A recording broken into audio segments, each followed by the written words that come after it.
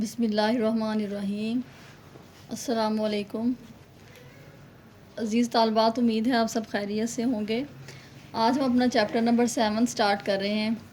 یہ بہت important chapter ہے اور کافی تھوڑا ڈیٹیل میں ہے باقی چیپٹرز کی نسبت۔ یہ اس کا جو جس میں ہم ڈسکس کریں گے وہ وٹامنس کے بارے میں ہے۔ وٹامنس یعنی حیاتین بہت امپورٹنٹ ہے ہماری زندگی کے لیے۔ جیسے اس کے نام سے ظاہر ہے، یہ دو الفاظ سے مل کر بنتا ہے، یعنی اس کے دو پارٹس ہیں اس ورڈ کے، وٹامن کے، ایک وائٹا اور دوسرا ایمائن۔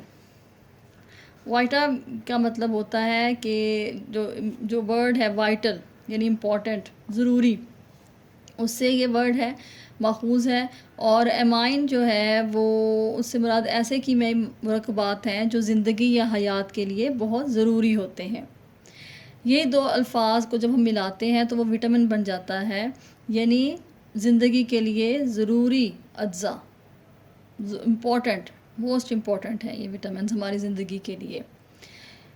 اس کے اہم خواص کیا ہیں، یعنی عمومی تمام وٹامنز میں کون کون سے خواص پائے جاتے ہیں، تو یہ بہت پیچیدہ مرکبات ہیں۔ جیسے دوسرے ہم نے پڑھا مرکبات کے بارے میں، کاربوہائیڈریٹ کے بارے میں پڑھا، پروٹین کے بارے میں پڑھا، رغنیات کے بارے میں پڑھا، اسی طرح سے یہ بھی پیچیدہ نامیاتی مرکبات ہیں، یعنی ان کے اندر کاربن موجود ہے۔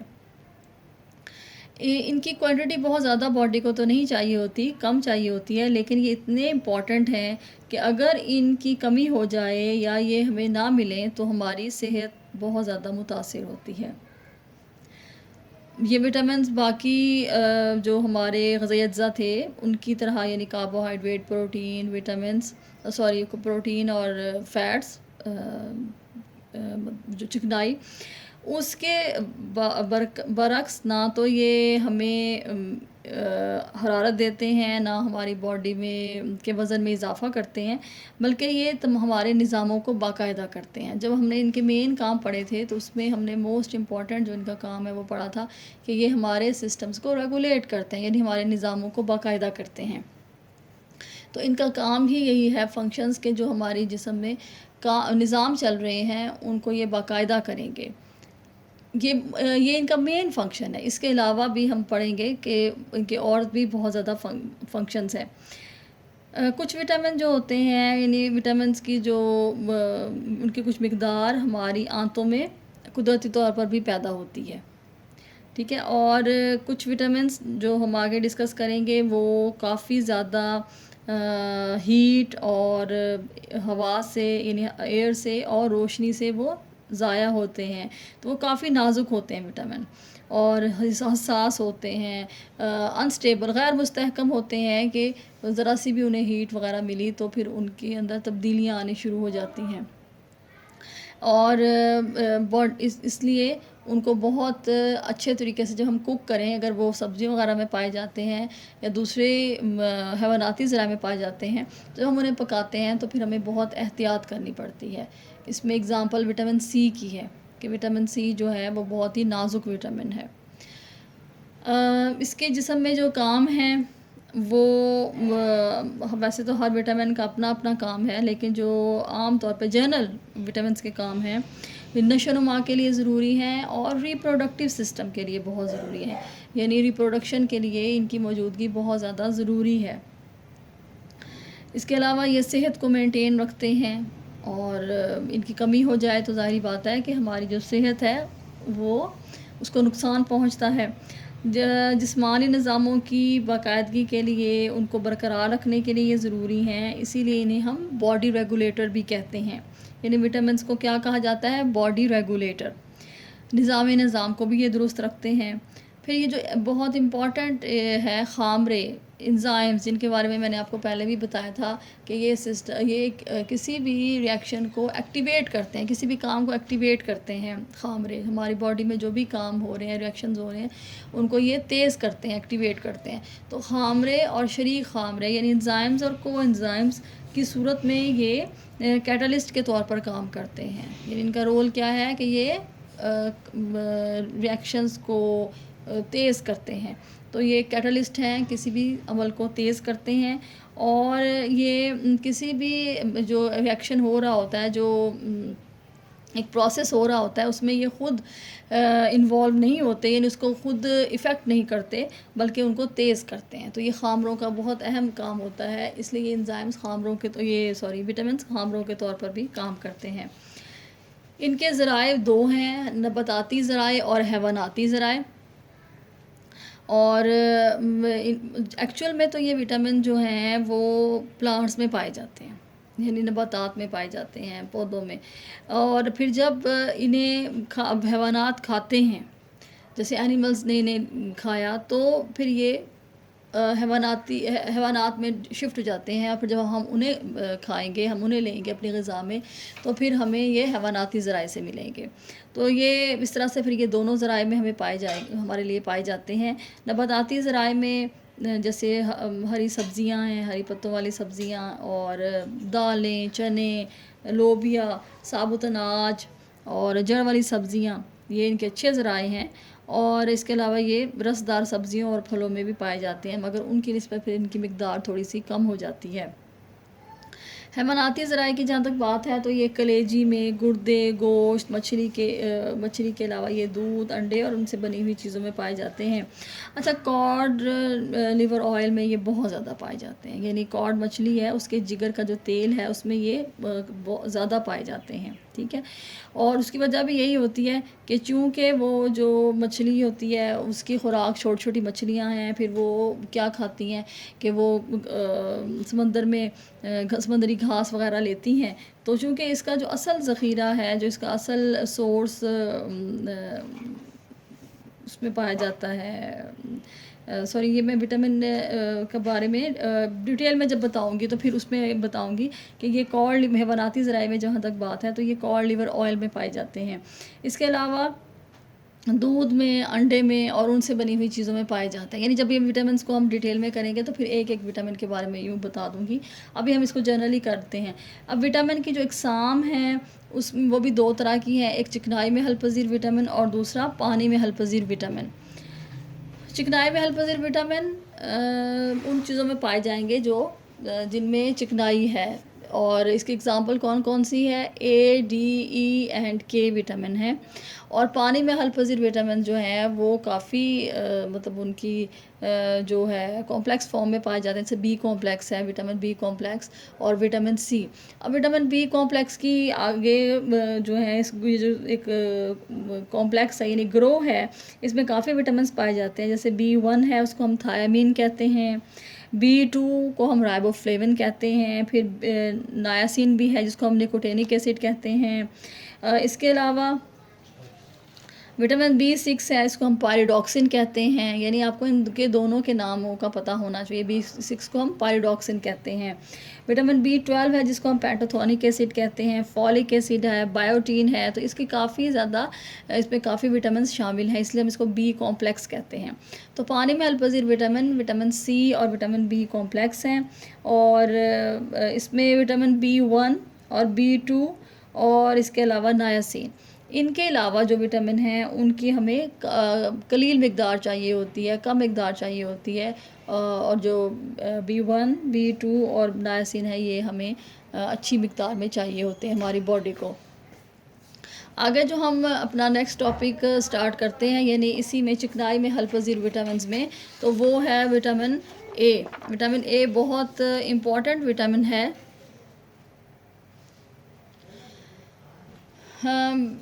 مطلب یہ ہماری آئی سائٹ کے لیے بہت امپورٹنٹ ہے. ٹھیک ہے. اور اس کے علاوہ یہ کہ ہماری ہڈیوں کے لیے بھی بہت ضروری ہے.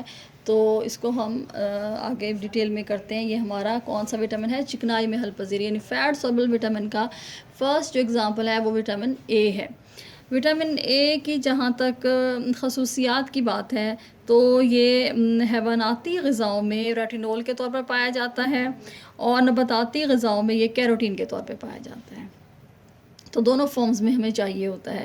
یعنی حیواناتی غذاؤں میں یہ ریٹینول کے نام پہ کے نام سے یہ پایا جاتا ہے. اور جو نباتاتی غذائیں ہیں جیسے زرد، نارنجی اور جن میں جو سبز ہیں جیسے گاجریں کہہ لیں، ٹھیک ہے، زرد شلجم ہے، اس طرح کی غذائیں، ان میں یہ کیروٹین کے طور پہ پایا جاتا ہے، اور پھر یہ جب آنتوں میں جاتا ہے تو پھر یہ وٹامن اے میں کنورٹ ہو جاتا ہے، سمجھ آ گئی؟ تو اسی لیے ہم کیروٹین کو پرو وٹامن اے بھی کہتے ہیں، پریکرسر بھی کہتے ہیں، یعنی یہ وٹامن اے کی پہلی فارم ہے۔ تو حیواناتی غذاؤں میں یہ ریٹینول کے طور پر پایا جائے گا، اور نباتاتی غذاؤں میں یہ کیروٹین کے طور پر پایا جائے گا۔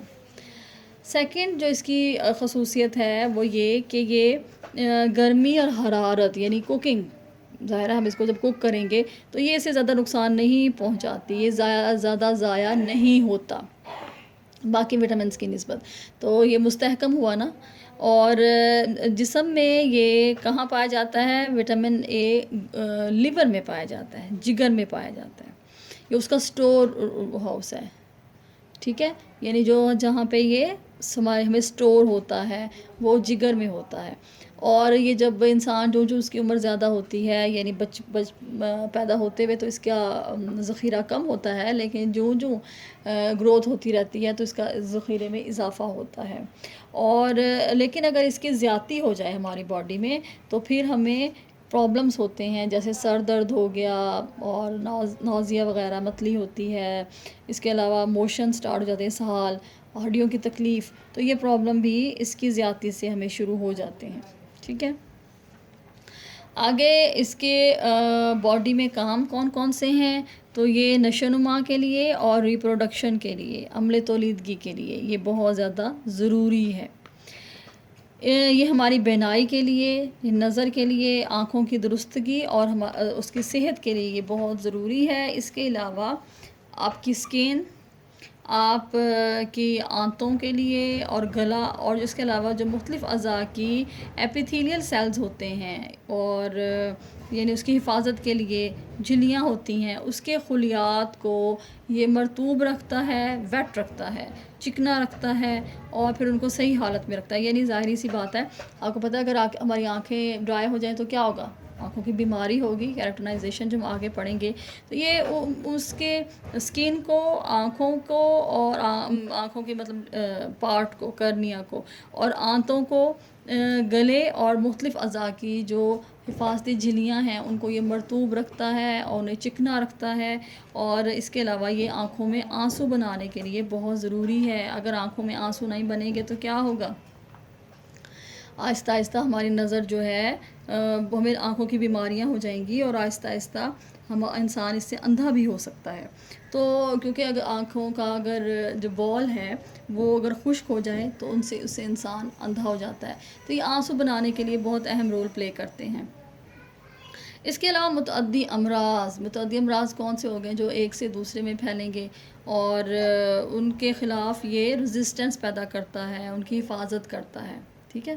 تو وٹامن اے کا استعمال ہماری غذا میں ضرور ہونا چاہیے۔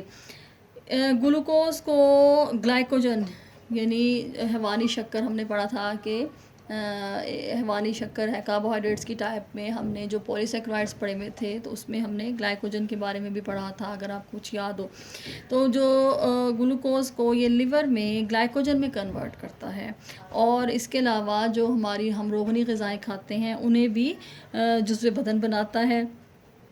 پھر ایک خامرہ بناتا ہے، خامرے کے بارے میں نے آپ کو بتایا تھا، انزائمز ہوتے ہیں، کورٹیزون خامرہ ہے وہ بناتا ہے یہ، اور ہڈیوں اور دانتوں کی نشو و نما کے لیے بھی ضروری ہے۔ یعنی ہم نے اس کے کون سے اہم کام دیکھے کہ یہ ریپروڈکشن کے لیے ضروری ہے، نشو و نما کے لیے ضروری ہے، بینائی یعنی نظر کے لیے، آنکھوں کے لیے ضروری ہے۔ پھر یہ جو سکن کو، آنکھوں کی، اور جو ہماری باڈی میں آنتیں ہیں، گلا ہے، تو ان کے علاوہ اور اعضاء ہیں، ان کی جو لیئرز ہیں حفاظتی، ان کے خلیات کو یہ ویٹ رکھتا ہے اور چکنا رکھتا ہے، اور آنکھوں میں آنسو بنانے کے لیے بہت ضروری ہے۔ متعدی امراض کے خلاف قوت مدافعت پیدا کرتا ہے۔ پھر جو گلوکوز کی جو سمپلسٹ فارم ہے گلوکوز، اس کو پھر لیور میں گلائکوجن میں کنورٹ کرتا ہے، اور جو روغنی غذائیں ہیں ان کو بھی باڈی کا حصہ جزو بدن بنانے میں رول پلے کرتا ہے۔ پھر ایک خامرہ ہے کورٹیزون، وہ بنانے کے کام آئے گا۔ ہڈیوں اور دانتوں کی نشو و نما کے لیے ضروری ہے. تو ہم نے اس میں دیکھا کہ اس کے کتنے امپورٹنٹ کام ہیں ہماری باڈی میں وٹامن اے کے. ٹھیک ہے. اور اس کے علاوہ اگر دیکھا جائے تو اس کی کمی سے آپ کی بک میں تو یہ اویلیبل نہیں ہے، لیکن اگر دیکھا جائے اس کے اور کام بھی دیکھے جائیں تو یہ اس کی کمی سے سانس کی بیماریاں ہو سکتی ہیں، سینے کے امراض ہو سکتے ہیں، اور اس لیے اس کی جو ہے موجودگی وہ ضروری ہے ہماری باڈی کے لیے. انسان کو صحت دیتا ہے یہ. آگے اس کی کمی سے کون کون سے بیماریاں ہوتی ہیں، تو کمی کے اثرات ہم دیکھ لیتے ہیں. 3 مین بیماریاں اس کی کمی سے ہوتی ہیں، اور ظاہری بات ہے کہ یہ شارٹ کویسچن بھی ہو سکتا ہے کہ کسی بھی بیماری کے بارے میں آپ سے پوچھا جائے کہ یہ بیماری جو ہے وہ کس غذائی جز کی کمی سے ہے، اور یہ بیماری ہوتی کیا ہے. تو ان بیماریوں کے بارے میں بھی جاننا بہت ضروری ہے. تو وٹامن اے کی جو کمی ہوگی تو ہماری باڈی میں نشو و نما متاثر ہوگی، جسم کی نشو و نما گروتھ متاثر ہوگی، اور جو ریپروڈکشن سسٹم ہے وہ ڈسٹرب ہو جائے گا، یعنی عمل تولیدگی کا جو نظام ہے پورا وہ متاثر ہوتا ہے اس کی کمی سے.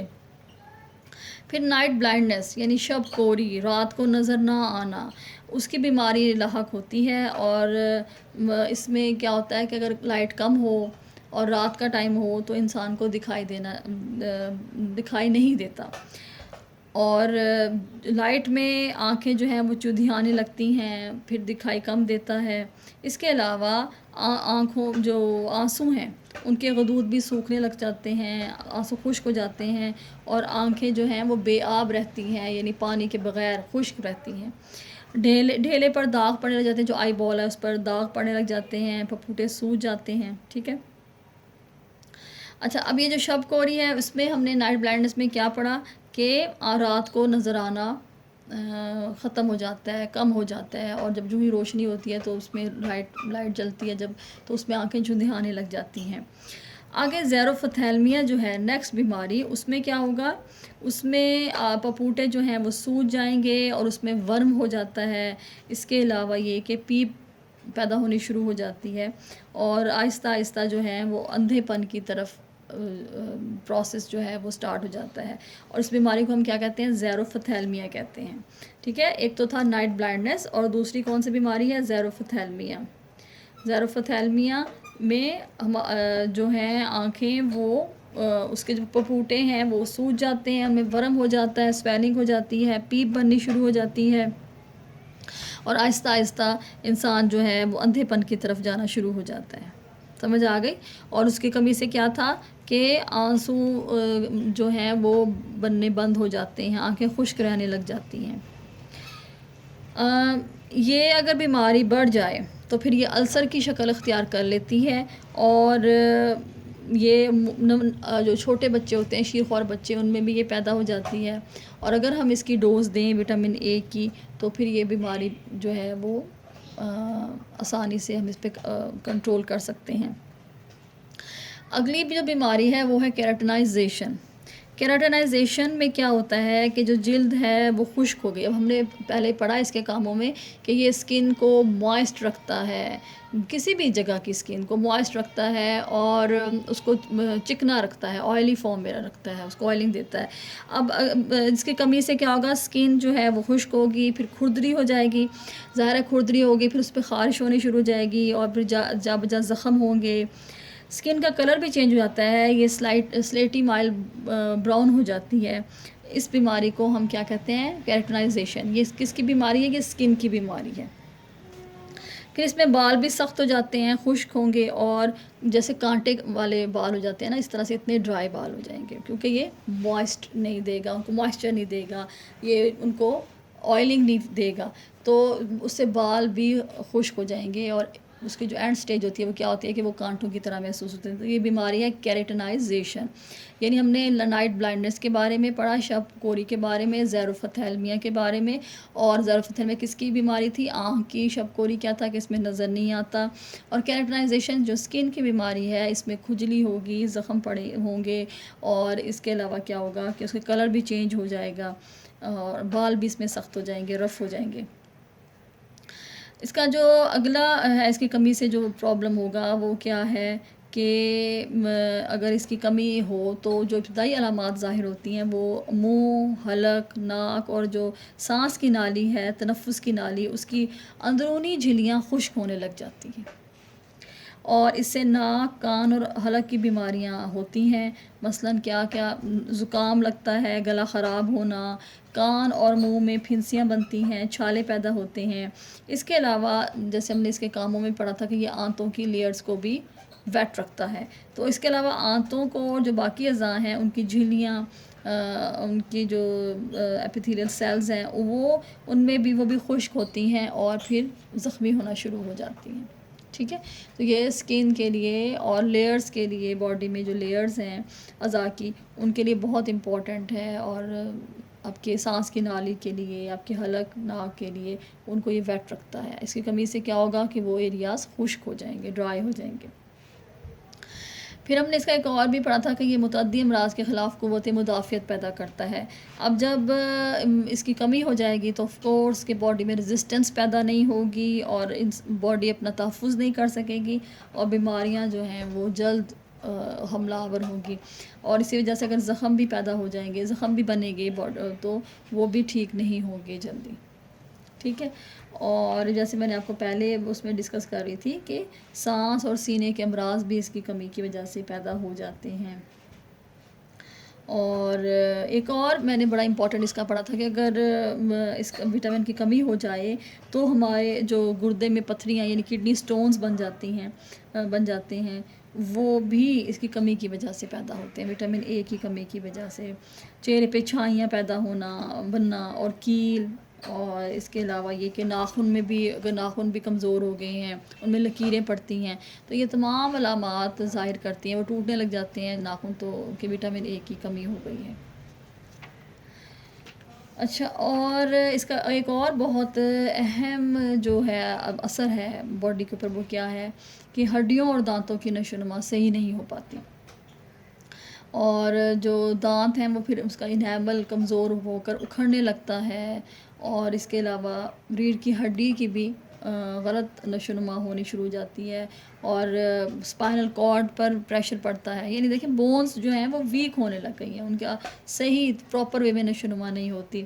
اس کے علاوہ کئی اعصابی اور دماغی جو افعال ہیں وہ بھی متاثر ہوتے ہیں، اس وجہ سے ذہنی بیماریوں کا بھی انسان شکار ہو جاتا ہے اس وٹامن کی کمی کی وجہ سے۔ تو ایک وٹامن کی کمی کی وجہ سے ہماری باڈی میں کتنا زیادہ جو ہے اس کے اثرات پیدا ہوئے ہیں، ٹھیک ہے۔ آگے جو ہم اس کا ڈسکس کریں وہ ہے کہ اس کے ذرائع کون کون سے ہیں۔ تو اس کے دو ہی ذرائع ہیں، حیواناتی اور نباتاتی ذرائع ہیں۔ چونکہ یہ فیٹ سولیبل وٹامن ہے، یعنی چکنائی میں حل پذیر وٹامن، تو یہ کن میں پایا جائے گا؟ جن میں چکنائی زیادہ ہوتی ہے۔ تو اگر ہم دیکھیں تو مچھلی کے تیل میں، کاڈ لیور مچھلی کے تیل میں کس طرح سے کہ اس کے جگر کے تیل میں، کاڈ لیور آئل میں یہ پایا جاتا ہے۔